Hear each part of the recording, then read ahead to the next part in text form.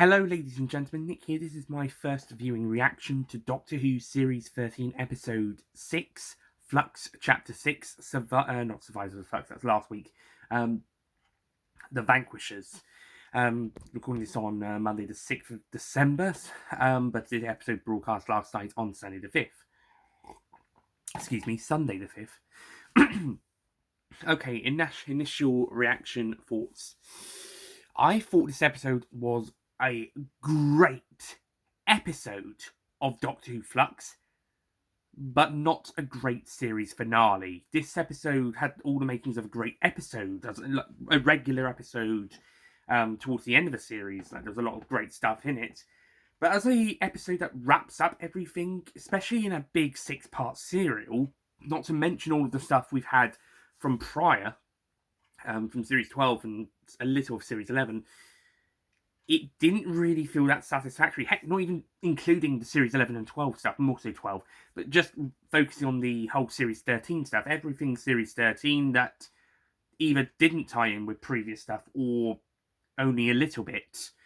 Even then, it didn't really feel like a satisfactory conclusion to the series as a finale. As an episode of the series, it was a great standalone episode in its own right, but as a finale to Flux, this episode didn't quite feel like it was actually wrapping up, and there was some stuff that felt rushed.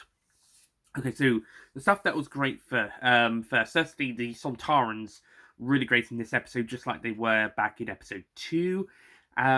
Great to see Kate Stewart back, even though she drew the short straw of characters' involvement in this episode. I thought the stuff with the Sontarans wanting sweets and stuff, whilst a bit odd, was still quite funny. Hoping on a rewatch that makes a bit more sense.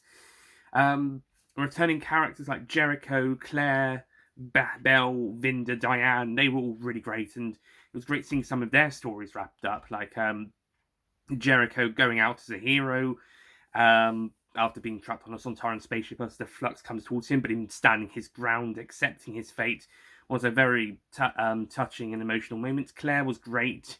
Diane was pretty great, although it is sad that she and Dan are not going to be together. But I guess, being trapped inside a suit thing after being what they believe stood up is gonna make them feel a bit bitter, even though they know it wasn't really Dan's fault. It was Carvanista's. Oh yeah, Carvanista's also here as well. Forgot him. Belle and Vinda's story came to a very satisfactory conclusion, and I'm grateful, at least in this episode, they did not go down the whole Belle and Vinda are going to be the parents of the Doctor route that people were theorising. Unless that's going to happen in one of the 3 specials, I am happy that that's not going to be the case. Unless, like I said, it's revealed in one of the 3 specials. But as for this episode, thank goodness that wasn't going to be the case. I think a lot of people were going to get even more upset about that than maybe the Timeless Child stuff. Well, it would be an answer to that, but, the whole stuff about the Doctor's origins is going to piss a lot more people off. Then again, that's always going to be has been and always will be the case, because fans don't like change! And they'll get pissed off about any change to continuity, whether that's a change of the Time Lord's attitudes in either the War Games or Deadly Assassin, or the change of backstory to the Doctor, like in Lungbarrow, or in the novel Lungbarrow, or the Timeless Children, or whether they're making the Doctor an alien, the War Games, or human, most of the 60s stories, or half human, the TV movie. Yeah, fans are never bloody fucking happy, are they? When it comes to continuity with this series, a show where continuity means feck all. Especially, go and watch Davis's Broke Canon series. He covers a lot of the fact that the canon's broke. I think people getting upset about the continuity as, it's not always a great idea to, stuff like the Timeless Children is not always a great idea after all, but on the other hand, you don't have to go into a bitch rave and complain all the time. This continuity's fucked up as it is. You don't need to bitch and moan about it being even more so because it's because of what's already been established, because it might have been different before then. I think I'm kind of losing my point, but if you you understand what I mean. But anyway, point is, but Anyway, back to the initial point. Vinder and Bell, glad they are not yet revealed to be the Doctor's parents. If they're going to be, and if they aren't going to be, then I'm even happier. Because I don't think that's a good idea to go down. Not that I go into a rant about it if it was, unlike some other crybabies on this chat, on this website, or on Twitter, on YouTube, Twitter or Facebook or whatever. But yeah, I wouldn't be exactly happy about it. I'd rather them just be a couple that would caught up in this mess and they're going to have a baby. And I think that's where this episode ended for them, and I thought that was really great for them. And they've gone off with Carvanista, who is now been made the last of his kind off screen. I thought that might have been a trick by the Sontarans, but no, it looks like it's real. Not sure why they felt the need to do that, apart from to take the ships by force to go and do what they needed to do. Not sure. But yeah, and also the information about Carvanista having this thing in his brain, so if he tells the Doctor any information about Division, it will kill him. So that's an even bigger risk. That's something even bigger they have to worry about. Speaking of the Doctor, I actually like the idea of the Doctor being split across 3 different dimensions, the same incarnation, and them just talking to each other and other characters and how that works. The editing's not always that perfect, but it still kind of works on a story structure and what they need to do in the script. And I think how the story's tying up the Sontaran stuff and most of Grand Serpent stuff and what it needs to do with that whole story, I thought that was handled really well. However, the stuff with Swarm and Azure, that's where the whole thing about this being a finale not being a very satisfactory finale. The rest of the stuff was great. That made it a really satisfying episode. But as for a series finale, the whole stuff with Swarm and Azure was not satisfactory. Okay, starting off with tying in stuff with the Timeless Children and Tecteun from the last episode and stuff. They dangled a whole teasing the thing in front of us again. They did open the watch briefly, but we didn't really find out much apart from this houses the representation of the Doctor's memories and stuff inside. And then they just there was a nice monologue from Azure, well, not a monologues, conversation from Azure and the Doctor. They kind of talked a little bit about their points of view. That was good. And they are still pretty great villains. But the way they kind of wrap up their story is just disappointing. They go to the Planet of Time, can't remember its name, but they go to the Planet of Time from episodes 2 and 3, and they meet Time, which forms, firstly, Swarm and later the Doctor, making this the 4th version of the Doctor. And then it just kills Swarm and Azure because of the other Doctors and friends succeeding in stopping the Flux. And it just kills them. And he just gets rid of them. These really interesting characters. I wanted to know more about these characters. I wanted to know more about their relationship with the Doctor and why they're doing this. And as they say, they're going to play with the whole Flux stuff as revenge for the Doctor having them stuck incarcerated in the loop. I Swarm, as I theorized after what episode 3 happened in episode 3, he's incarcerated for life where he is in episode 1. And Azure trapped in that humanoid body and given a guard, like Lee was with the fugitive Doctor, and they're in the Arctic Circle again, as we saw in episode 1. None of the episodes actually really tied into the start of that one. I'm only taking that as a presumption of what I saw at the end of episode 3 and what happened in episode 1. So, what happened in both those episodes, and kind of trying to connect the two from what was said and done in episode 3. Tying into how it starts in episode 1. The Swarm and Azure's escape in... I think that was mentioned in episode 5, actually. Tecteun. But I still kind of wanted to know what the whole big deal between these two were with the Doctor. I suppose that was kind of what we saw in episode 3. But they mentioned they'd done it more than once. It'd been dancing all over again. So I'm guessing the stuff in episode 3 was the end of all of it. But it just felt like there's still something missing, and that's not even bringing in the whole Timeless Child stuff, the Fugitive Doctor stuff, etc., the whole Tecteun stuff, etc. And they're just dangling these plot threads in front of us as a tease. They're deliberately teasing the audience in the last episode. I can understand it for Timeless Children because you're going to want to save something for Series 13. It's like you've got, and they had the big reveal in that episode. I can kind of understand leaving quite a bit left over for the next series to answer, although it did take 20 bloody months from the end of Series 12 to the start of Series 13, though that's partly due to the fucking COVID pandemic. But now, 5 weeks after episode 1, we're at the 6th episode. We should be getting more answers, but I feel like we've got more questions. Again! This seems to be a problem with Chibnall's finales. I don't know about any of the other shows, apart from Torchwood. Torchwood Series 1 and 2. I think he actually wrapped those two series up brilliantly. Quality of the stories themselves. Series 1's finale could be better, but at least it wrapped up that series and what was happening in that series pretty well. And Series 2 is a really great episode series finale there, and that does really well wrap up the Series 2 stuff, especially the Owen death arc that had been happening for half a series. But for Series 11, it's a Doctor Who series. Battle of Ankh was good on an emotional level as a wrap up to the arcs, but in terms of the story, not really. And then Timeless Children was all over the fucking place, and it was just basically, we're going to reveal what this series has been building up to, but we've got quite a lot more to talk about next series. And then this series kind of, it does that a little bit, but there's still quite a lot left. And then the Doctor drops the fob watch with the memories that Tecteun kept into the TARDIS to not open yet, only to open when she wants to at a later point. Probably the Centenary Special, and we're saving all of this for the Centenary Special, aren't we? We're saving this for the 13th Doctor's final story. Was that the plan all along? The Centenary Special was an extra episode requested by the BBC. Only 2 more specials were initially going to be made anyway. So what's the second special change to be a bonus fun episode? And then all of the plans for the last episode will push back to the grander Centenary Special, or is the spring special going to be a more important tie-in with what's going to happen? Is the New Year special?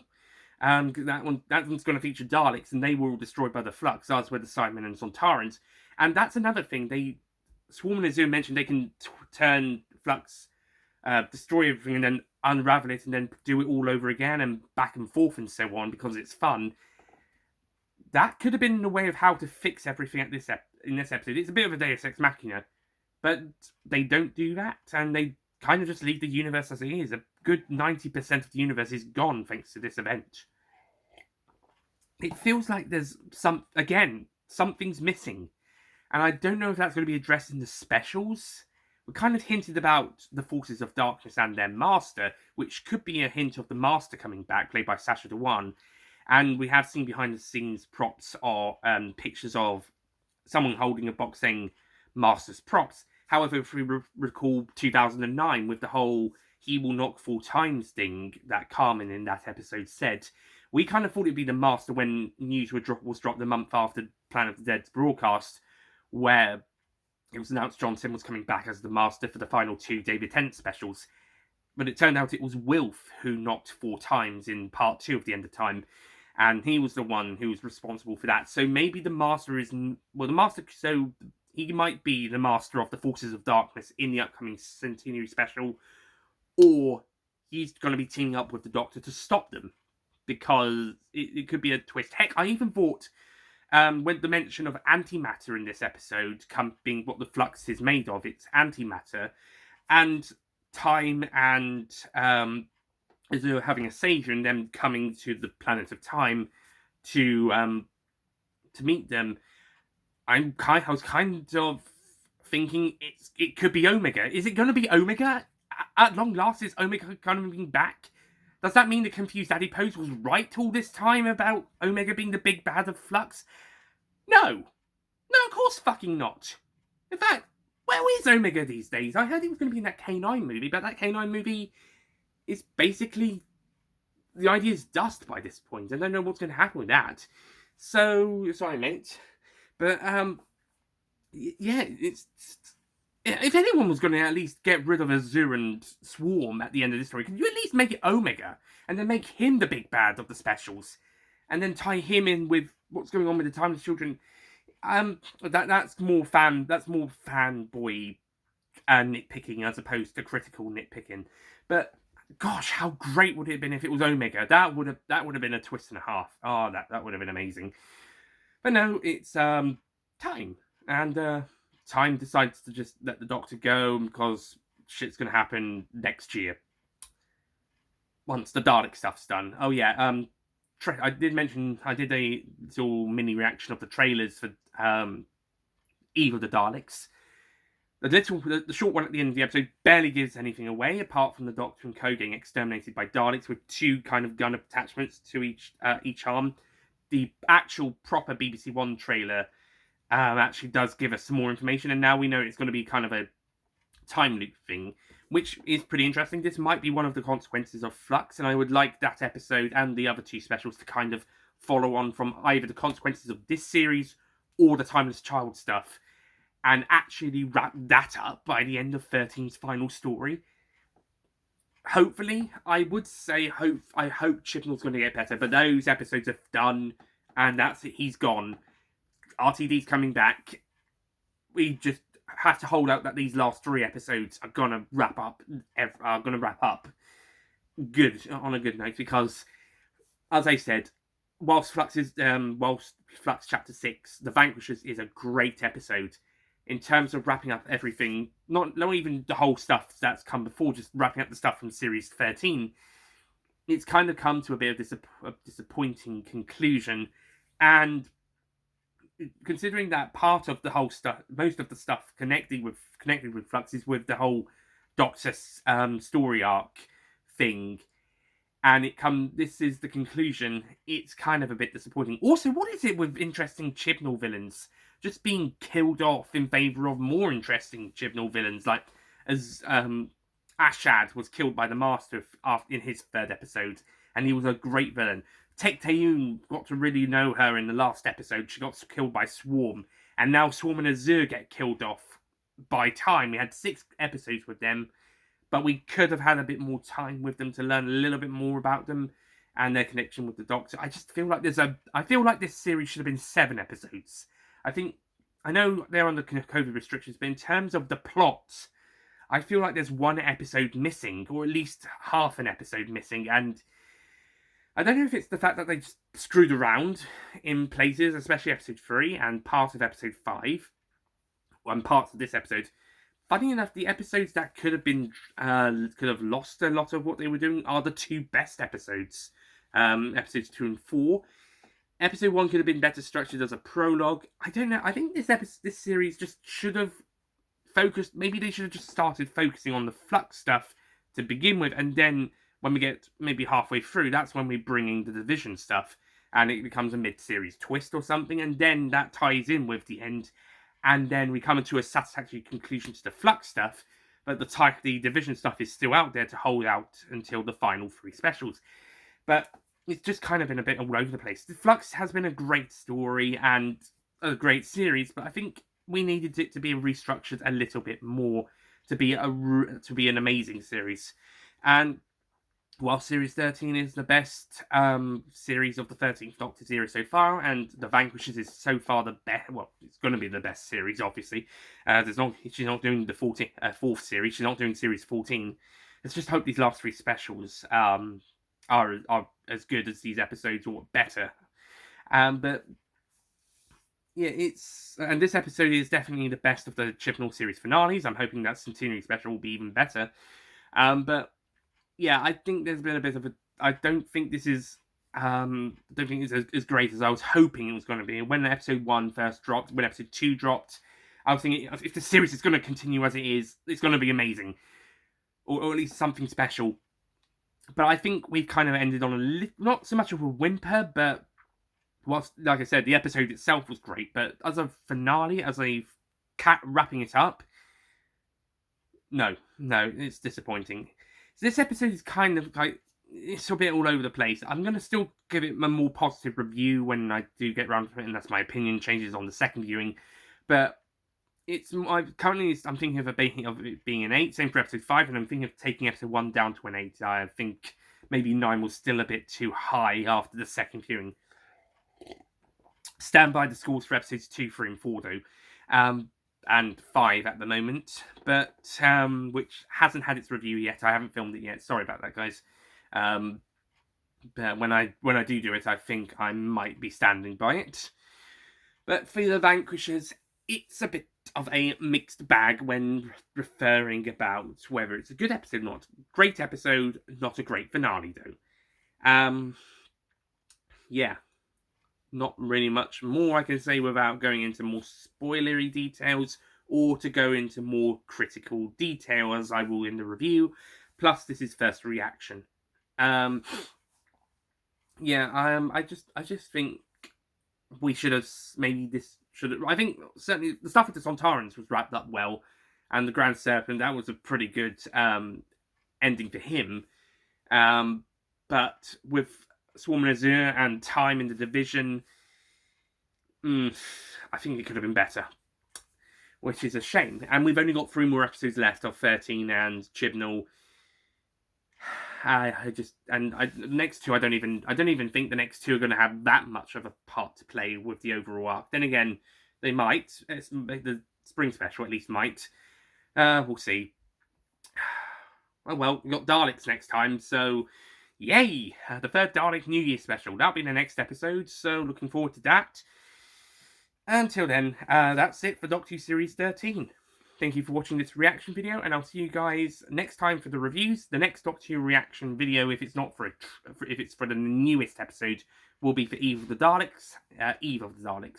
However, there might be some trailer reactions or something in the meantime, possibly. Right, see you guys next time. Goodbye.